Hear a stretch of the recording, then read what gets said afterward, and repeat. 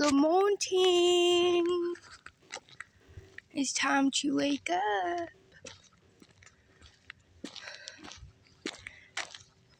I woke up at 6 something this morning. My allergies are blazing, but I'm still up walking around because I have a lot to say.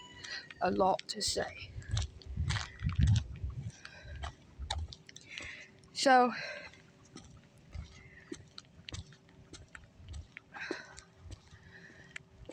it's been said that the true heroes get left unnamed.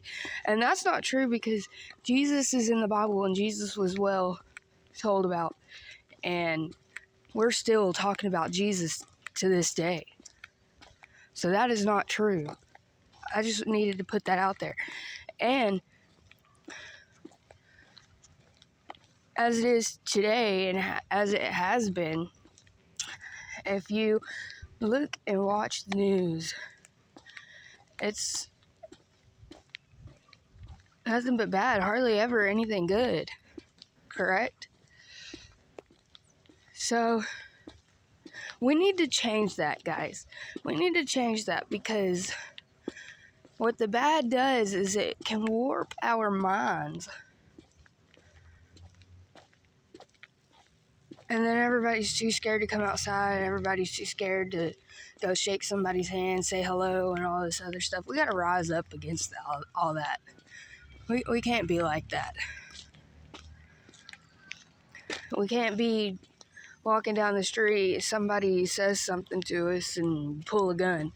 We can't be like that. We got to be better than that. We got to rise up. And as it is right now, we're falling, guys. We have to rise up. And I look at it this way, okay? There's a balance, okay? And on one side there's good, and the other side there's evil. So, we're constantly at war with good and evil. And, well, when you look at that balance, what do you see? On that balance, the bad outweighs it, right?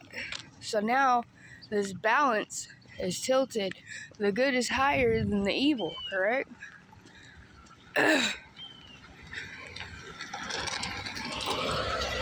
And as I say this,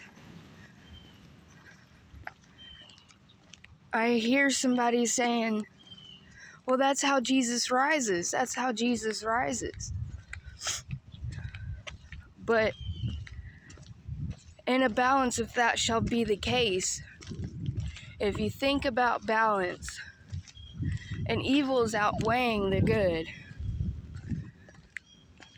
that means that Jesus and his people are weak, right? That's what I get.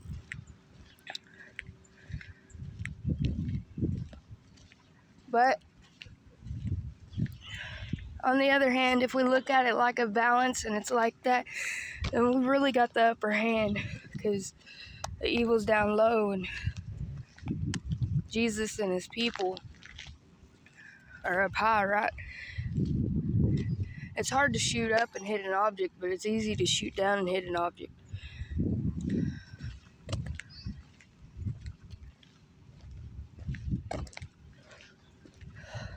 So if that gives Jesus and his people an advantage, then that's good. But Jesus and his people fight with the Bible. We stand our ground, of course, but I know that there's a whole bunch of us that when faced with adversity, we freeze because I used to be one of those people. Okay, when you're in the face of evil, or when I'm in the face of evil, when I was younger, I would freeze. What do? And that right there could have gotten me killed. It didn't, but it could have. And that's nowhere that I really want to be. Nobody wants their life taken. That's for certain. Nobody wants their life taken. But back to this balance.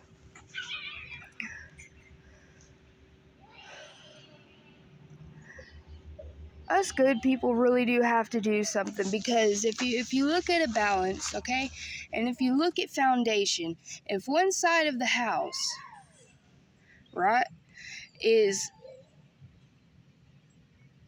slanted or the floor's falling through or something like that, it's because the foundation is cracked, right? Once that foundation is cracked, it's good as gone. Like it's crumbling already. That whole entire house is crumbling. So if we could get good and evil, as much as I don't even want evil around, it has to be.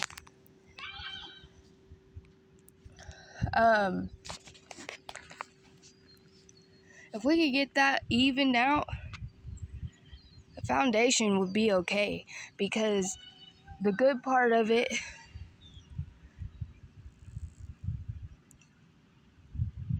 would be able to, it'd be like a sense of peace, a sense of knowing.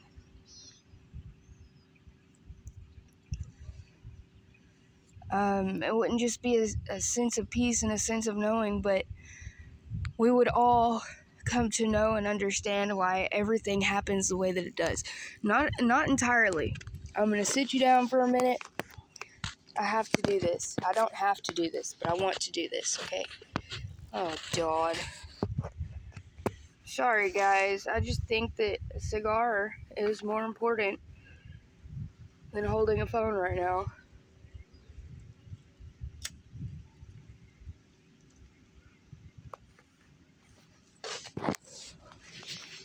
I used to have one of those things that goes around your neck and comes up like this and holds the phone.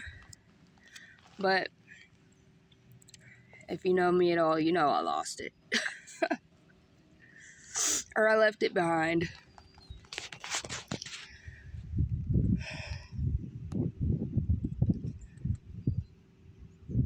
I have a whole lot of stories. I don't want to tell them.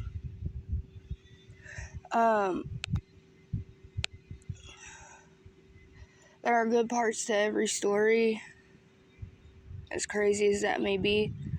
You just have to, it's like, I don't know,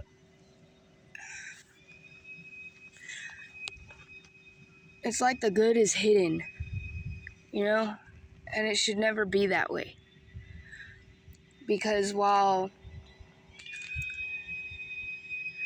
say we're in the middle of a field, and I had this dream, or not even a dream, back in 2018, August 5th, I had the feeling that I needed to go to church. Well, an exorcism happened when I went, and it was me.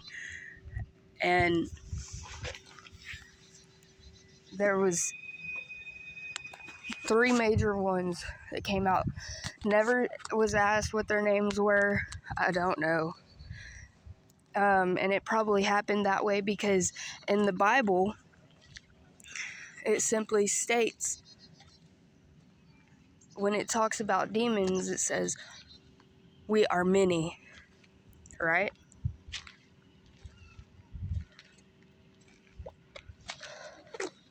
So, I say that to say this. I had a large mass in my right breast. Now, cancer runs on both sides of my family. And so I had the feeling August 5th of 2018, not even realizing at that moment that it was my mom and my stepdad's anniversary. But I went, and at the very end of it, it was like a healing ceremony. And at the very end of it, he said that Wait, there's one more.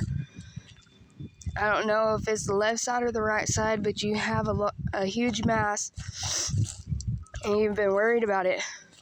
Well, they called me Sparky in prison. And so my whole entire dorm that came with me all turned to me and was like, Sparky, that's you. And I'm freaking out. Don't ever put me on display.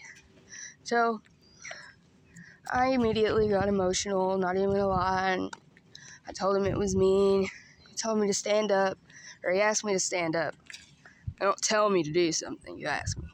So, and maybe that's my pride, but, you know, everything that we go through in life, we just get to the point to where you're not going to talk to me like that.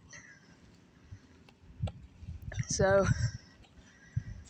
anyways, I went to tell him, and he said, well, I can't hear you. Go ahead and come up here. So I went up there, and he said, well, where is it at? And I said, the right side. Now, when I tell you I could not look this man in his eyes for longer than 3 seconds, I could not. He even asked me why I couldn't look at him, and I had to tell him, I'm ashamed. Well, he said, well, can I pray for you? And I said, yes, sir. And I continued to put my head down and not look at him. And I placed my hand over my right breast, and he put this stuff on my forehead and the palm of his hand, and it didn't feel like no oil. It was weightless. It was weightless. And when I say weightless, it was like pure water, pure water. I've never felt that before. Never. So he starts praying for me. Mind you, his hand didn't even come close to my forehead. So as he was praying, he kind of went like this, right? But he never once touched my forehead. And I fell back. When I fell back, I was convulsing everywhere. Like I was having grand mal seizures. And I did that twice, and then on that second one, he says she's demon possessed. Place your hand on her core. Well, I had control of my hand, my left hand, so I placed my left hand on the core of my stomach.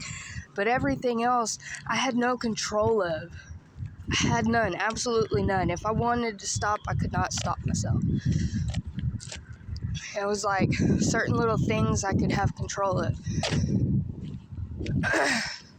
So after the lady had placed her hand on the core of my stomach, it got really bad. It got really bad. I started swinging and kicking, grunting and growling. It was really bad. It was really, really bad. But after it was all said and done, I couldn't even get up. I had like no energy. But I felt clean.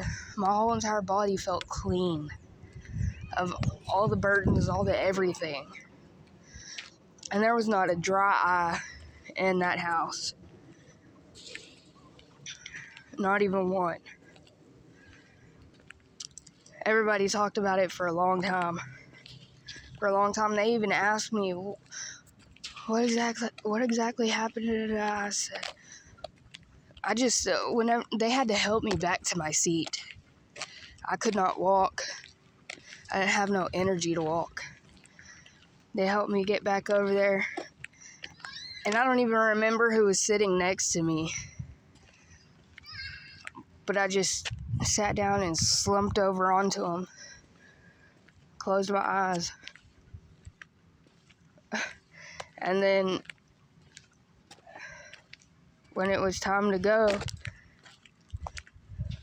I don't even remember if somebody was helping me or if I was doing it on my own. I remember that main part.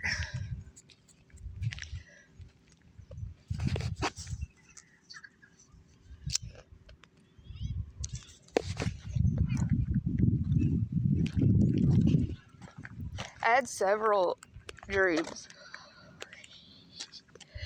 and spiritual dreams, and I've been led to places throughout my whole entire life, and I've seen spirits, quite a few of them. I've seen them in front of fans. I've seen them in doorways. I've seen them in mirrors. I've seen them standing by the wall, and then as soon as I see them, they walk into the wall and exit. And I know about this Project Bluebeam. And that ain't nothing like what this is. What I know, what I see, what I sense, what I feel.